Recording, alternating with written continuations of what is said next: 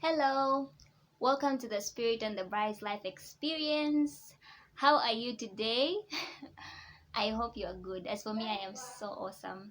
Yeah, I just have something to share with you, something brief.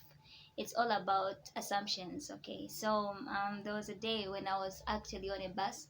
I don't know where I was going exactly because it's been a while, and I was, having some gum. So as I say, wrapping it and I just felt the Lord tell me to actually share the gum with the person who was sitting next to me. It was some guy I don't even know, and I was just like, wait a minute, what makes you think that this guy actually wants this gum? Like, how can a guy want like accept a gum from a stranger and all that? Like, that's so weird and everything like that.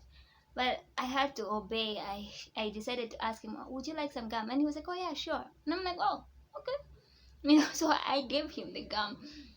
And then after that, the Holy Spirit started ministering to me. Like, most of the times you assume that people do not want to hear the good news, and I'm like, oh wait a minute, like, what? That's so true. Like, most of the times we assume that, okay, we are always negative before we even try to approach someone, or like, okay, if I start sharing this, what will this person think? Obviously they don't want to listen to me. We are so afraid of rejection and all, and we always assume that they will be rejected, and you can be so shocked to actually see that people actually want to hear what you have to say.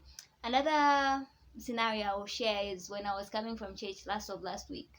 Like, I saw this certain guy. He was seated, and he looked low and everything like that. And then I just felt the Lord tell me, go and share the word of God with that guy. And I'm like, wait, how do I even just start talking to someone like that? Like someone I don't even know. But I obeyed. I actually went there and started talking to him. Like, I greeted him and all. And then I wanted to chicken out, like to leave, like, oh, okay, then I just want to say hi. But he was like, oh, do you want to share the word of God with me? And I'm like, yeah, sure.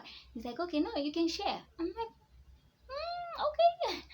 And the rest of the conversation was amazing. I shared the word of God with him. He was ministered to, he was encouraged, and he actually said, I would like to come to your church next Sunday and everything. Wow, so amazing.